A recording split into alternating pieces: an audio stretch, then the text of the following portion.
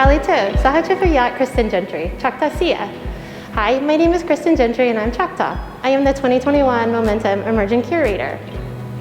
Hello everyone, Pablo Barrera. My name is Pablo Barrera. I'm the Oklahoma Contemporary Art Center Associate Curator and this year's Momentum 2021 Guest Curator. And we look forward to welcoming you here at MAINSITE Contemporary Art Center in Norman, Oklahoma.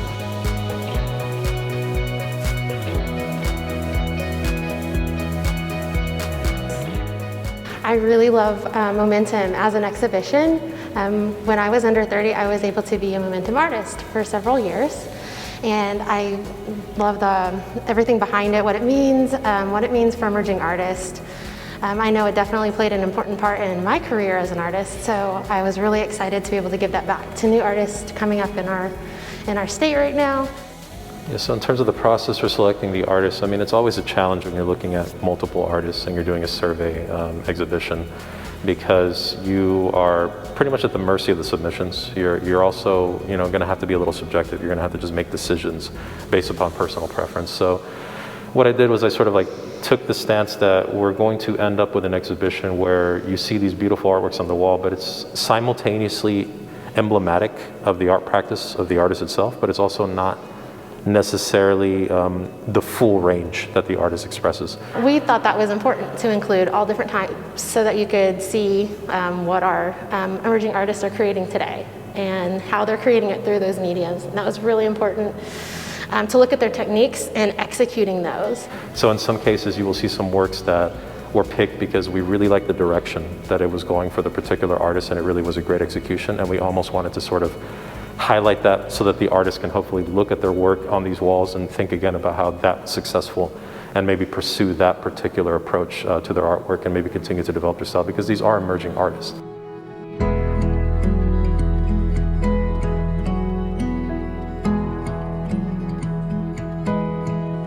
I think it's a very highly emotional show, and so for me, with all my experience with Momentum, that's very different for what I've ever seen from Momentum before. It's very serious, and I think that's just what our culture is right now. But it's not all just like, negative emotions. A lot of people were very joyful. There were some folks that were taking minutes to self-reflect. There's a lot of self-reflexivity, a lot of insightful moments where artists were just sort of like displaying these beautiful visual moments that kind of portrayed these tiny, almost ephemeral instances in which they can just sort of find themselves through this silence and through this pressure. And I think that that's something that really showed through with a lot of the artwork. I think a lot of the pieces do toggle back and forth between the negative aspects of the pandemic and the struggles that have been in place, but on the other side, on the flip side, you can also see a lot of evidence of artists who are able to somehow harness themselves and harness their talents and then create this beautiful work that ends up having just a sort of like underlying element of joy. So I think people are going to be taking deep breaths sometimes for this show.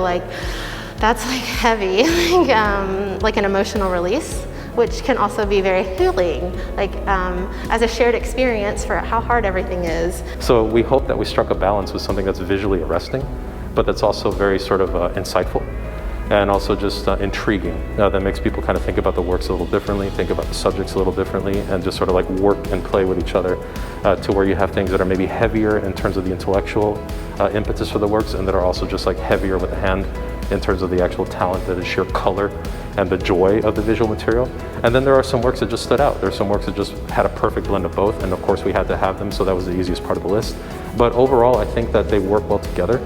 I think that they work strongly together, and I think that in conversation they really encapsulate what's happening within such an artistic rich community such as Oklahoma. My name is Andrea Dubois Shepard, and I am this year's Momentum Spotlight Artist for 2021. A lot of my work is narrative-based, based on my Native American culture and background and heritage. I had an idea at first, but they were going to be a lot smaller. But after talking to Pablo and Kristin about the project and also thinking about the use of color and no color, we kind of came to the conclusion with their guidance of creating large black and white pieces, but still in my style, the way I would probably create some of my mixed media pieces. I myself, being an educator at a museum, I have a tendency to over-explain things because that's my job as the educator, to know everything in our collection, or try to. But over the years, I've started to learn to draw back a little and just let the artwork speak for it. I don't need to label all the things that this piece is about, just because I want people to look at the art and just figure out what's going on in the piece. And it's hard because people will ask me, what's this piece about? And I'm like, well, what do you think it's about? So I kind of give them that opening and try to explain. So especially with these pieces, the language, you may not even know what it's saying or what is being spoken. So you're kind of wondering, what are they saying translated to English? But that's the beauty of it, is you're just listening to that traditional language and seeing traditional artwork that encompasses the whole thing. So now the one that I did where it looks like all me, that I drew 4 different times, but that piece is representative of me in myself. So in the text, I'm actually greeting you in my various languages, but I'm also giving you my clans for both my Navajo side and then my Sac and Fox clan, as well as my Sac and Fox name. That one kind of represents my various background of Navajo, Sac and Fox, Potawatomi, even my French heritage from my grandpa, who's not native. So the Dubois, that's what the name means, the woods. So I included the fleur-de-lis in that one, and Sac and Fox design, Potawatomi design, Navajo design. So it's representing all my traditional regalia in those areas too. So that one was really kind of personal, I feel like, to me. They're all personal, but that one was like more about me, so it was a little different. With these pieces, what I had in mind was for the viewers to kind of take away a piece of maybe feeling more connected to Native culture, and maybe even learning something about the various languages. It's definitely a piece to kind of study and spend some time with, and just to be more connected, I guess, with Native culture, and just kind of learning more about Native people here in Oklahoma and just around, that Native people are still struggling with gaining their language. So every little thing I can help to inspire somebody else to learn more about the languages would definitely is very powerful to me. So. Hi, my name is Andrea Duncanson, and I'm a Momentum Spotlight artist for 2021.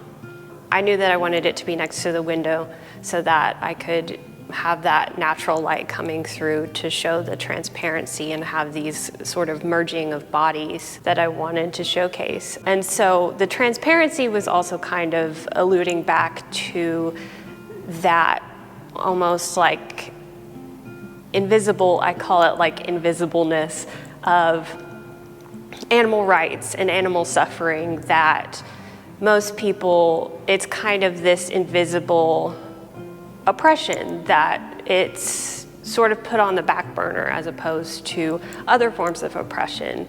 And we don't realize how much it connects to everything else.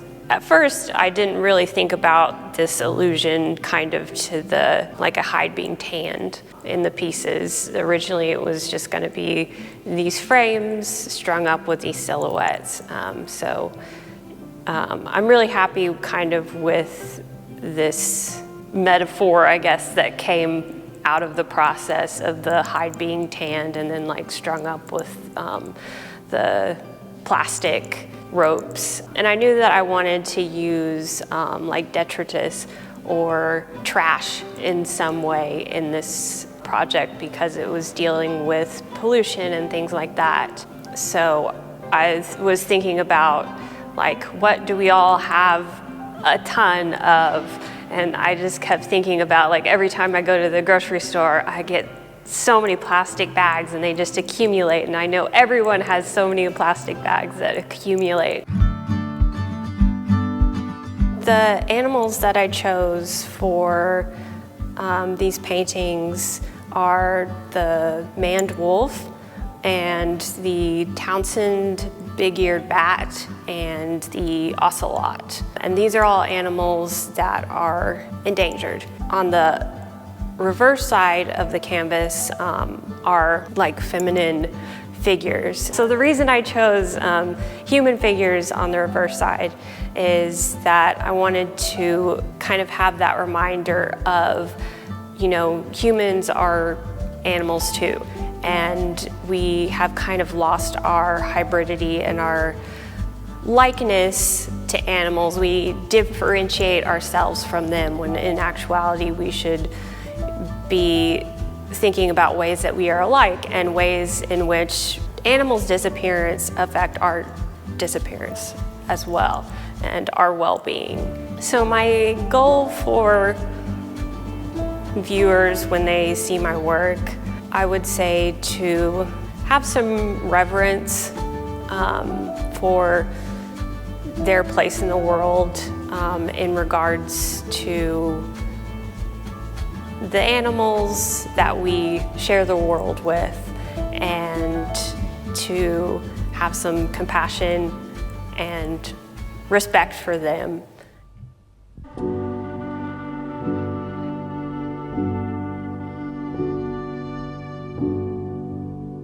Hello, my name is Miriam Rana, and I'm a Momentum Spotlight artist for the year 2021. The series that I've been actively working on is called A Place to Call Home, and it has to do with that feeling of belonging and searching for something that can be found, maybe was once found, or is an ongoing struggle. So the idea of home as a place and as a time. My first panel is my life in New York, and then my second panel is my life and my experiences in Florida, from which I most recently moved from. And then the very last panel, where I've lived the shortest amount of time, is Oklahoma, and that has only been about a year and a half. So to take 12 years and 15 years and then a year and a half and put them all up together in the same size was very interesting. And I think it speaks a lot to how memory works, how some things are magnified, some things are muted, some things are forgotten, how we don't really choose what we remember. So the other side is Pakistan as it is now. That's the middle one. The first one is Pakistan as it might have been during the Mughal time period. And then the very last one is the future of Pakistan and what that might be like. And I think initially I had more pessimism, and then I made sure this is one of the last panels that I worked on, because it is not an experience I've lived through, but an experience that I imagine for the future. I wanted to appeal more to others when I started this project, and then as I kept working, I realized everything has a personal meaning to me, and I cared less and less about if that was understood by others. I guess I cared more about making myself happy as opposed to what others might say. One thing is that I just really would love for people to look at my artwork and question the things that are important to them and the legacies that they've left. You know, truck art to me is like really important and really beautiful, and rewrites a narrative in the West that people might have of the East and Pakistan. And I think that art is like a unifying thing, and I would love for people to understand what brings us all together. Yet, I also don't want that burden of being an example of unity. I think that all of these worlds exist inside of me and more. And so I think, like, I'm fortunate to have a platform to say all of this, but that person you see on the street, they have a whole world inside of them as well that you just don't know yet. So I encourage you to look at a stranger and understand that there's so much more to them than you see and know. All three artists, as we were doing their studio visits, it was all virtual, of course, and they just came with so much like, you know, you're talking about vulnerability, and their work quality was already phenomenal. Like, they're, like, as you view this show and view their work, you'll see, like, just the techniques they all have, like their way to express their ideas, and like their stories that go with it are so much their own. And to be able to strongly express them visually sometimes is a hard translation to do. You will have these ideas, but how do I express that? So as you walk through and like are immersed inside like Andrea's pieces, you get to physically enter her art world and see that perspective. And how you view her artwork changes literally depending on where you're standing. And then the transparency of it, it's just, to me, like phenomenal. So the space will be really great for that. And then with Amber's work, she works so much with like relearning her own language, keeping her language alive. Like language revitalization is so important. But specifically for Amber, she comes from multi-different tribes. And so she was able to work on how to incorporate more of her language, all three of them all at once instead of just like individually. So I really found it interesting to see how she would take her ideas and then not just like not like figuratively like expand upon them, but her work for Momentum is going to be much larger than she's typically shown before. Since it's my privilege to talk about Miriam Rana's work, I think what I really enjoyed about it was something that I saw as a thread that connected all three artists, in that it's very personal. It's an extraordinarily personal work that has a presence, that reaches back into their own personal story, their own personal philosophies, their own outlooks on life, and is rendered in this beautiful, inviting, visual way. And it makes you sort of focus on your own personal connection. So even though it's very specific, and even though it's very culturally specific, it still has this resonance with all kinds of audiences, this idea of home, this idea of time, this idea of heritage, and this idea of like the different places that shape you and make you the person that you are. You know, we definitely wanted to pick artists that were skilled, you know, because there were some great ideas. There were some really phenomenal ideas, but it just didn't feel like the artists were quite ready to really kind of reveal that particular work based on their practice and based on their history.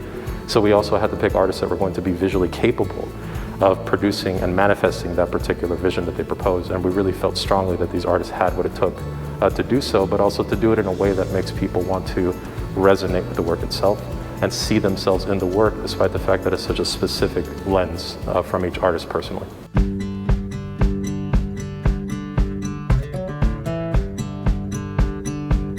Yeah, so the thing that we want people to walk away with, I think, when they come inside here is, obviously this is a snapshot of the contemporary art scene of Oklahoma, but you know, it's a very diverse, very complex snapshot. It deals with all these interesting tragedies, instances, and contexts that I think a lot of folks tend to be very uncomfortable with, but this is the strength of contemporary art. So typically when people view a Momentum exhibition, may or may not be a DJ, this is a, like even the space itself as a formal gallery is even, to me, different from Momentum. Momentum, you know, typically is very unique spaces.